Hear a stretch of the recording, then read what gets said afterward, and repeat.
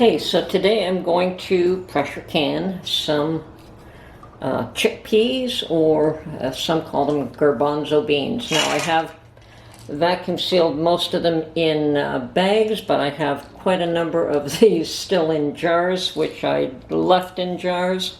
So I'm going to use these up first, and we're going to do 8 pint jars. And the way I do this is pretty much dry canning, although I do wash them first, and when you do wash them they will swell a bit. But we're going to start off with a half a cup per pint. So I'm going to do 8 pints, so I'm going to do I'm going to do 4 cups total.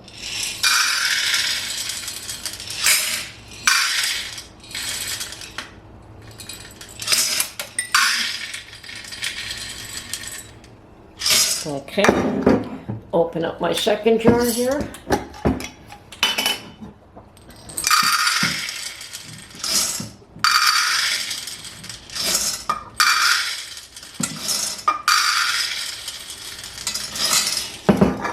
Now I will vacuum seal this jar again and put it away until the next time. This one here will be washed and dealt with. Okay, so what I do is wash these really good.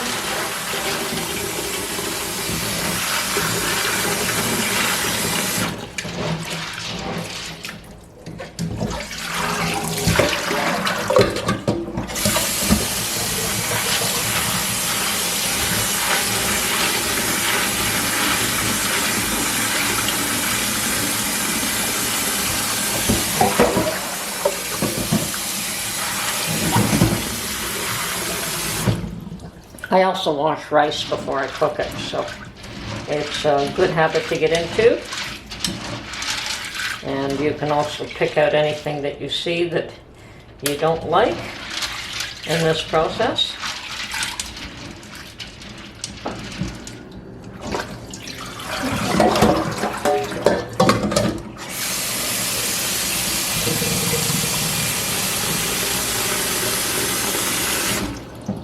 Okay. Now I'm going to get my 8 jars ready, and I'm going to put a pot of water on the stove to boil. Okay, a couple of things. I've got my pressure canner on the back burner here, getting ready, heating up, and I've got another pot of water here to be able to add warm to boiling water to my beans when I've got them in the jar. Okay, and for those that might be interested, I definitely have an assortment of jars. I have 2 Golden Harvest. I have 5 of the new Bernardin that just has the logo across the bottom, but they're pretty clear glass. And I have 1 of the older Bernardin jars with the crown and really fancy logo on there along with the name. So whatever I happen to have empty and available, I grab. I don't worry about which jars, as long as they're all pint jars at this point. Okay, I also have 8 lids ready. I have my vinegar ready. I have a chopstick in order to debubble. I have a ½ teaspoon for my salt. I have my salt here, and I do need some rings and my magnet. Okay, I'm going to get those other few things and then we'll get started. Okay, now that I have absolutely everything I need, I'm going to start the process here. So, what we're going to do first is drain my peas. I did leave them sitting in water for a few minutes while I was preparing everything else, and they will have swollen up just a little bit. So, the first thing, of course, to do here now is to measure them equally in each of the 8 jars that I've prepared, because I have prepared them as ½ a cup per pint jar, and it should be a cup per quart jar, and that is dry. But now they're slightly moist, and they will have increased in size as well. So we're going to start off with the ½ cup per jar. and after that we will distribute the rest of it evenly for all the jars. And as you can see at this point, I'm doing heaping half cups as opposed to level ones, because I know that the beans will have swelled a bit.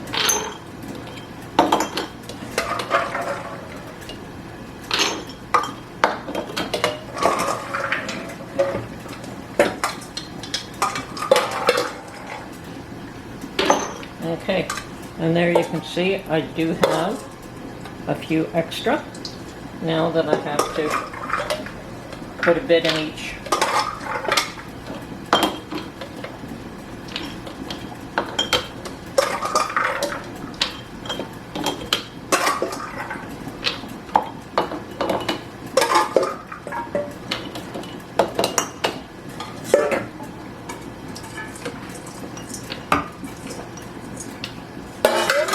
Close enough. Okay, next stage, I'm going to put a half teaspoon of salt in each jar.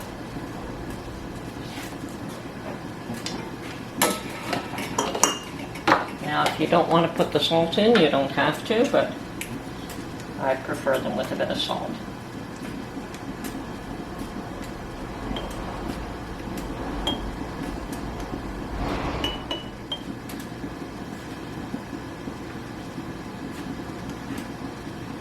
Okay, that part is done. And at this point, we just want to fill these up with water. Now, I do have water boiling on the stove. It is not quite boiled, but that doesn't matter. As long as it's reasonably hot, I'm happy.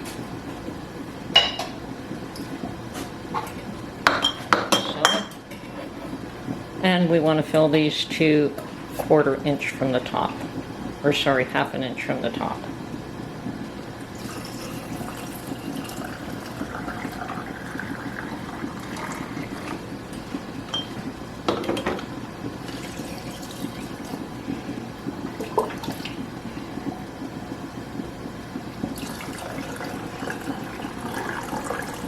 And of course, when you've got these in the pressure cooker, they will, or in the pressure canner, the beans will cook up, and there's no need to cook them ahead of time. This is a dry canning method, but it is so much easier, and you don't end up with mushy peas in the end, or mushy beans.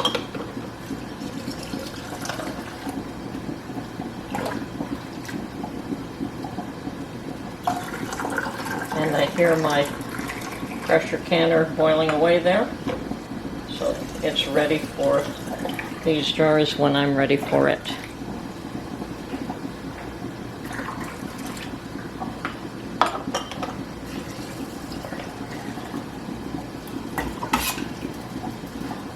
Now, if I had a larger family, you can be assured that I would not just be doing 8 jars.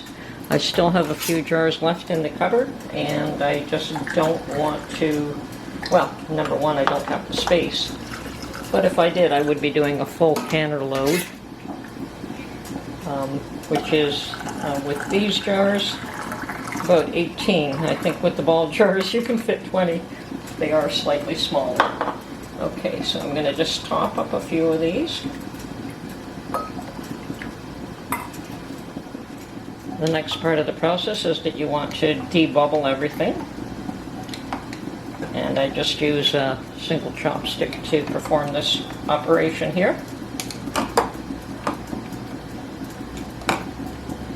And it's pretty easy with this because it's quite a bit of water, but I do have a few bubbles coming to the top. Not many. And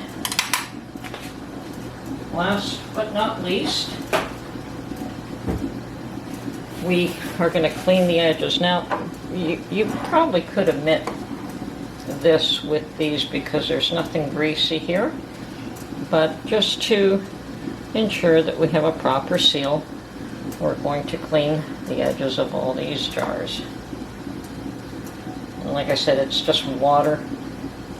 here mainly that you're dealing with, so, and maybe perhaps a bit of dust from the beans, but they've been washed, so the dust would have been removed as well. Okay, next stage, lids.